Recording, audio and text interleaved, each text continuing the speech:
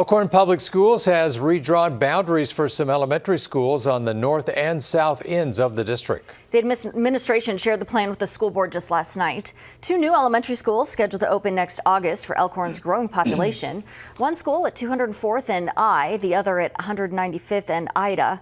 Those will be the 13th and 14th elementary schools in the Elkhorn District. Voters approved the $123 million bond issue in November of 2023. We're going to circle the major boundary changes for you. There we go on our screen there. Now, while elementary schools may change for some students, the assigned middle and high schools do remain the same.